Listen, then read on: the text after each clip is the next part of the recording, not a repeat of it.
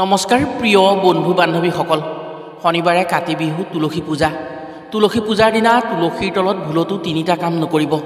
এই ভুলৰ বাবে অভাৱে জুৰুলা কৰিব আপোনাৰ ঘৰখনক। কাতি বিহু অৰ্থাৎ তুলসী পূজাৰ দিনা যদি আপোনাৰ ঘৰৰ তুলসীজোপাৰ তলত এটা বস্তু পুতি ৰাখি পিছদিনা সেই বস্তুটো গংগা জলেৰে ধুই আপোনাৰ লগত ৰাখিব পাৰে, তেনে জীৱনত লক্ষ্মী দেৱীৰ কৃপাত কেতিয়াও ধন টকা পইচাৰ সংকটত পৰিব লগা নহয়। যিমান ডাঙৰ সমস্যা হ'লেও টকা পইচাৰ ক্ষেত্ৰত আপুনি আনৰ ওচৰত হাত পাতিবলগীয়া নহয়। সেই বস্তুটোত ইমানেই যোগাত্মক শক্তিৰ প্ৰভাৱ থাকিব, সেই যোগাত্মক শক্তিৰ প্ৰভাৱত জীৱনত ধনৰ সমস্যাত পৰিলেও ক'ৰ পৰা কেনেকৈ ধন আহি আপোনাৰ সমস্যা সমাধান হ'ব দেখি নিজেই আচৰিত হ'ব। কাতি বিহুৰ দিনা যদি 7টা তুলসী পাতেৰে এটা উপায় সন্ধিয়া বন্তি জ্বলোৱাৰ সময়ত কৰি সেই পাতকেইটাৰে এডাল মালা গাঁঠি তুলসী গছৰ তলত থৈ আহিব পাৰে আৰু সেই সময়ত যি ইচ্ছা কৰি তুলসী পাতৰ মালাধাৰ থ'ব, লক্ষ্মীনাৰায়ণৰ কৃপাত সেই আশা সঁচা হয় বুলি শাস্ত্ৰত উল্লেখ আছে। তুলসী পূজাৰ দিনা তুলসী গছ শাপমুক্ত হয়। সেইদিনা তুলসী গছে পূৰ্ণতা পায়। মনুষ্যৰ পূজা গ্ৰহণ কৰে তুলসী গছে। শাস্ত্ৰমতে এই পবিত্ৰ দিনটোত যি মনুষ্যই তুলসীৰ তলত নিয়ম অনুসৰি পূজা কৰি বন্তি জ্বলাই মনৰ যিকোনো আশা প্ৰকাশ কৰে, সেই আশা পূৰণ হয়। মাতা তুলসীৰূপী লক্ষ্মীৰ কৃপাত সেই ব্যক্তিয়ে ধন আৰু মনৰ সুখৰ গৰাকী হ'ব পাৰে। সেয়েহে কাতি বিহুৰ দিনা তুলসীৰ তলত বহু মানুহেই বহু নিয়ম কৰে আৰু জনাসকলে কাতি বিহুৰ দিনা বিভিন্ন উপায় কৰে তুলসীৰ তলত। আজিৰ ভিডিঅ'ত আমি আপোনাক জনাম তুলসী পূজা বা কাতি বিহুৰ দিনা কোনসমূহ ভুল কাম কেতিয়াও কৰিব নালাগে। এইদিনা তুলসীৰ তলত সন্ধিয়া বন্তি জ্বলোৱাৰ সময়ত কি বস্তু পুতি ৰাখিব পাৰিলে গৃহত গৃহলক্ষ্মী বাস হয়। তুলসী পূজাৰ দিনা কিয় তুলসীৰ তলত মনৰ আশা প্ৰকাশ কৰিলে মনৰ আশাসমূহ পূৰণ হয়। সেয়েহে আজিৰ ভিডিঅ'টো প্ৰতিজন ব্যক্তিৰ বাবেই অতি গুৰুত্বপূৰ্ণ ভিডিঅ'। যদি আপোনাৰ ঘৰখন সদায় সুখ সমৃদ্ধি আৰু ধন টকা পইচাৰ দিশত টনকিয়াল কৰি ৰাখিব বিচাৰে, মাতা তুলসী দেৱীৰ কৃপাত সদায় উন্নতি কামনা কৰে, তেনে আজিৰ ভিডিঅ'টো সম্পূৰ্ণকৈ চালে নিশ্চয় উপকৃত হ'ব পাৰিব। প্ৰিয় বন্ধু বান্ধৱীসকল, তেনে জানো আহক কাতি বিহু বা তুলসী পূজাৰ দিনা তুলসীৰ তলত কোনসমূহ ভুল কাম নকৰাৰ লগতে কি কি কাম কৰিব পাৰিলে ঘৰখনৰ বাবে অতি মংগলজনক হয়। তুলসী পূজাৰ দিনা কি বস্তু তুলসীৰ তলত পুতি থ'ব লাগে।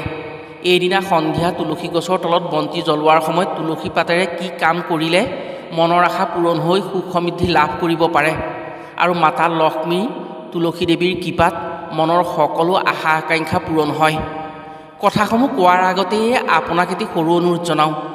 ভিডিঅ'টো যদি ভাল পায় তেনে এটা লাইক কৰাৰ লগতে কমেণ্ট বক্সত জয় মা তুলসী বা জয় মা লক্ষ্মী বুলি লিখিবলৈ কেতিয়াও নাপাহৰিব।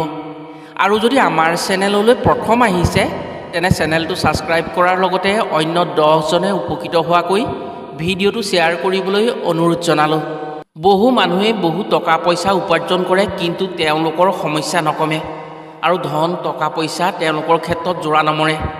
এনেবোৰ সমস্যা হোৱাৰ মূলতে কাৰণ হৈছে মাতা লক্ষ্মী সেই ব্যক্তিৰ প্ৰতি সন্তুষ্ট নাথাকে।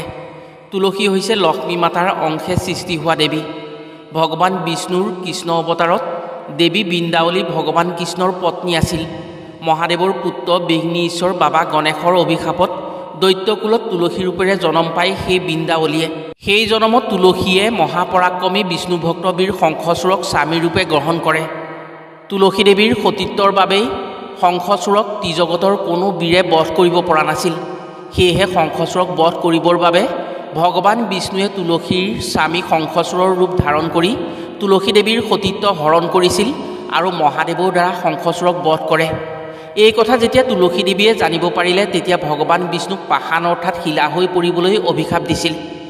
তেতিয়া ভগৱান বিষ্ণুৱে তুলসীক কৈছিল, হে সতী, তোমাৰ শাপত মই পাষাণ হৈ থাকিম, কিন্তু তুমি মোৰ অতি মৰমৰ ভাৰ্যা আছিলা। সেয়েহে তোমাৰ লগতে মই শিলা হৈ শালগ্ৰাম ৰূপত থাকিম। তুমি আজি মোৰ অভিশাপৰ পৰা সাৰিব নোৱাৰা। তোমাৰ শৰীৰ গণ্ডকী নদীলৈ পৰিৱৰ্তন হওক আৰু তোমাৰ চুলি তুলসী গছলৈ ৰূপান্তৰিত হওক। তুমি যেতিয়া নদী ৰূপেৰে বৈ থাকিবা তেতিয়া মই তোমাৰ বুকুত শালগ্ৰাম শিল হৈ পৰি থাকিম, আৰু তুমি যেতিয়া তুলসী গছ হৈ থাকিবা তেতিয়া মই তোমাৰ কাষত শিলা মূৰ্তি হৈ তোমাৰ ছাঁত জিৰণি ল'ম। তোমাৰ পাতেৰে যি মোক পূজা কৰিব সেই পূজাত মই প্ৰসন্ন থাকিম। তেতিয়া তুলসীয়ে ভগৱান বিষ্ণুক ক'লে, হে শ্ৰীহৰি, মোৰ কেনেকৈ মুক্তি হ'ব? তেতিয়া ভগৱান বিষ্ণুৱে ক'লে, কাতি বিহুৰ দিনা মনুষ্যই তোমাক পূজা কৰিব। সেইদিনা তোমাৰ পূৰ্ণতা পাবা। সেইদিনা যিজনে তোমাক সৎভাৱেৰে পূজা কৰি মনৰ আশা প্ৰকাশ কৰিব, সেই আশা আমি সঁচা কৰিম। সেইদিনাই তুমি তোমাৰ শক্তি ঘূৰাই পাবা। সেই দিনটোৱেই হৈছে কাতি বিহু বা তুলসী পূজা।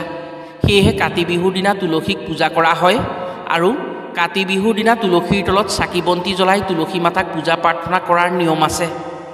শাস্ত্ৰ অনুসৰি যিজনে কাতি বিহুৰ দিনা ব্ৰহ্ম মুহূৰ্ততে স্নান কৰি তুলসীৰ তলত চাফ চিকুণ কৰি তিতা গাৰে তুলসী গছক জল অৰ্পণ কৰে, তেওঁৰ জীৱনত কেতিয়াও ধনৰ অভাৱ হ'ব নোৱাৰে।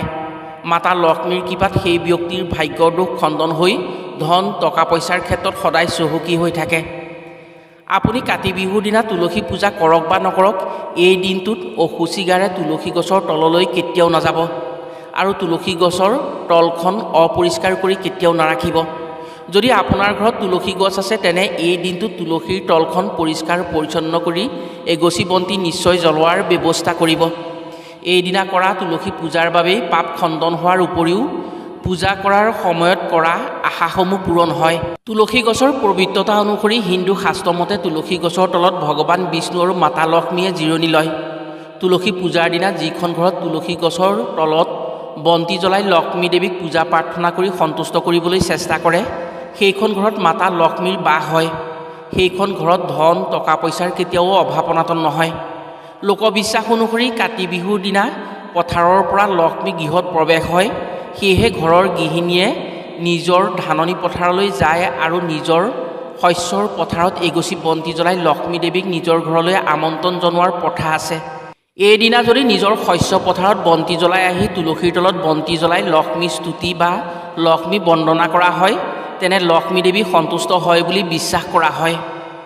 মাতা লক্ষ্মীৰ কৃপাত সেইখন ঘৰত সৰ্বপ্ৰকাৰে উন্নতি হয়। কাতি বিহুৰ দিনা যদি তুলসীৰ তলত বন্তি জ্বলোৱাৰ সময়ত দুটা কাম কৰিব পৰা হয়, তেনে শাস্ত্ৰ অনুসৰি ভগৱান শ্ৰী বিষ্ণু আৰু মাতা লক্ষ্মীৰ কৃপাত সেই কাম যি আশা কৰি কৰা হয়, সেই আশা সম্পূৰ্ণৰূপে সঁচালৈ পৰিৱৰ্তন হয়। সেয়েহে যিসকলৰ ধন টকা পইচাৰ ক্ষেত্ৰত বিভিন্ন সমস্যা আহি থাকে, বিভিন্ন ৰোগ ব্যাধিৰ সমস্যাই জীৱনক কষ্ট দি আছে, তেওঁলোকে তুলসী পূজাৰ দিনা তুলসীৰ তলত এই দুটা কাম কৰি মনৰ আশা পূৰণ কৰাৰ লগতে নিজৰ মনত যি আশা কৰি হাবিয়াস কৰি আছে, সেই আশা পূৰণ কৰিবলৈ সক্ষম হ'ব পাৰে। নিশ্চিতভাৱে তেওঁলোকে এই দুটা কাম কৰি সুফল লাভ কৰিবলৈ সক্ষম হ'ব। তুলসী দেৱীক ভগৱান বিষ্ণুৱে দিয়া কথা অনুসৰি তুলসীৰ তলত শ্ৰীহৰিৰ শালগ্ৰাম ৰূপেৰে জিৰণি লয়। শাস্ত্ৰ অনুসৰি তুলসী পাত ভগৱান বিষ্ণুৰ অতি প্ৰিয়। কাতি বিহুৰ দিনা তুলসী দেৱী মুক্ত হয় আৰু পূৰ্ণতা পায়। কাতি বিহুৰ দিনা যি ব্যক্তিয়ে তুলসীৰ তলত এগছি ঘিউ বন্তি জ্বলাই 7টা তুলসী পাতেৰে এই উপায় কৰে, তেওঁ সেই উপায় কৰাৰ সময়ত যি আশা কৰিব, সেই আশা সঁচালৈ পৰিৱৰ্তন হয়। যদি কোনো লোকে তেওঁৰ মনৰ আশা আকাংক্ষাসমূহ সঁচা কৰিব বিচাৰে তুলসী দেৱীৰ কৃপাত, তেনে কাতি বিহুৰ দিনা সন্ধিয়াৰ সময়ত স্নান কৰি তুলসীৰ তলত এগছি শুদ্ধ ঘিউৰ প্ৰদীপ জ্বলাব। 7টা তুলসী পাত ছিঙি এডাল হালধীয়া সূতাৰে মালা বনাব। যেতিয়া মালা বনাব, তেতিয়া আপোনাৰ মনৰ আশাসমূহৰ কথা মনতে কৈ থাকিব। যেতিয়া মালা বনাই হ'ব, তেতিয়া তুলসীৰ তলত এখন হালধীয়া বস্ত্ৰ পাৰি সেই মালাডাল তাত ৰাখি এই মন্ত্ৰটি 7 বাৰ জপ কৰিব। ওম দীপজ্যোতি পৰম ব্ৰহ্ম লক্ষ্মীপ্ৰিয়া জনাৰ্দন। ওম দীপজ্যোতি পৰম ব্ৰহ্ম লক্ষ্মীপ্ৰিয়া জনাৰ্দন। 7 বাৰ এই মন্ত্ৰ জপ কৰাৰ পাছত সেই তুলসী পাতৰ মালাডাল তুলসী গছজোপাৰ তলৰ ডালত ৰাখি শ্ৰীহৰি বিষ্ণুক স্মৰণ কৰি ভাবিব যে সেই মালা ভগৱান বিষ্ণুৰ ডিঙিত আপুনি পিন্ধাই দিছে আৰু আপুনি আপোনাৰ মনৰ আশা প্ৰকাশ কৰিব। বিশ্বাস অনুসৰি এইদিনা শ্ৰীহৰি বিষ্ণুক তুলসী পাতেৰে পূজা কৰি স্মৰণ কৰিলে যিকোনো আশাই পূৰণ হয়। আপোনাৰ মনৰ মাজত থকা আশা সঁচা কৰিবৰ বাবে এইদিনা এই কাম নিশ্চয় কৰক। নিশ্চিতভাৱে আপোনাৰ যিকোনো আশাই পূৰণ কৰিব পাৰিব। দ্বিতীয়তে, আপুনি এই দিনটোত সন্ধিয়া তুলসীৰ তলত চাকি বন্তি জ্বলোৱাৰ সময়ত মনে মনে তুলসী গছজোপাৰ তলত এটা বস্তু যদি পুতি থৈ পিছদিনা সেই বস্তুটো আনি গংগা জলত ডুবাই আপোনাৰ ঘৰত ৰাখে, ভগৱান শ্ৰীহৰি আৰু মাতা লক্ষ্মীৰ কৃপাত যিকোনো সমস্যাৰ পৰাই আপুনি পৰিত্ৰাণ পাব পাৰে। বিশেষকৈ ধনৰ সমস্যাত কোনোদিন কষ্ট পাবলগীয়া নহয় এই কামৰ জৰিয়তে। কাতি বিহুৰ দিনা সন্ধিয়া আপুনি স্নান কৰিব। স্নান কৰি এটুকুৰা হালধীয়া আৰু এটা এটুকীয়া মুদ্ৰাৰে এখন হালধীয়া কাপোৰত এটা টোপোলা কৰিব। তুলসীৰ তলত এগছি বন্তি জ্বলাই সেই টোপোলাটো তুলসী গছৰ শিপাত লগাকৈ পুতি দিব। পিছদিনা ৰাতিপুৱা স্নান কৰি সেই টোপোলাটো তুলি আনি টোপোলাটো গংগা জলত ডুবাই তাত থকা হালধি টুকুৰাটো গোসাঁই ঘৰত ৰাখিব আৰু মুদ্ৰাটো সদায় নিজৰ লগত ৰাখিব। এই মুদ্ৰা আৰু হালধি টুকুৰাত ইমানেই যোগাত্মক শক্তিৰ প্ৰভাৱ থাকিব, যদি কোনো ৰোগত সেই টুকুৰা হালধিৰ ঔষধ হিচাপে ব্যৱহাৰ কৰা হয় তেনে সেই ৰোগৰ পৰা সম্পূৰ্ণ নিৰাময় পোৱা হয়। আপোনাৰ হাতত যদি সেই উপায় কৰা মুদ্ৰাটো ৰাখিব পাৰে তেনে আপোনাৰ জীৱনত সদায় ধনৰ আকৰ্ষণ হৈ থাকিব। কেতিয়াও আপুনি ধন টকা পইচাৰ অভাৱত পৰিবলগীয়া নহয়। হালধি হৈছে ভগৱান বিষ্ণুৰ প্ৰিয় আৰু মুদ্ৰাটো হৈছে লক্ষ্মী। যদি এই কাম কৰি শুদ্ধভাৱে আপুনি সেই বস্তুকেইটা আপোনাৰ লগত ৰাখিব পাৰে তেনে ভগৱান শ্ৰী বিষ্ণু আৰু মাতা লক্ষ্মীৰ কৃপাত সদায় আপুনি সুখী হৈ থাকিব পাৰিব। প্ৰিয় বন্ধু বান্ধৱীসকল, তুলসী পূজাৰ দিনা যদি আপুনি এইসমূহ কাম কৰিব পাৰে নিজৰ ঘৰতে তেনে আপুনি নিশ্চয় উপকৃত হোৱাৰ সুযোগ পাব। আজিলৈ ভিডিঅ'টো ইমানতে সামৰিছোঁ। পুনৰ অন্য এটি ভিডিঅ'ৰ জৰিয়তে লগ পোৱাৰ প্ৰতিশ্ৰুতিৰে আজিলৈ আহোঁ। সকলো ভালে থাকক, সুস্থ থাকক। ধন্যবাদ।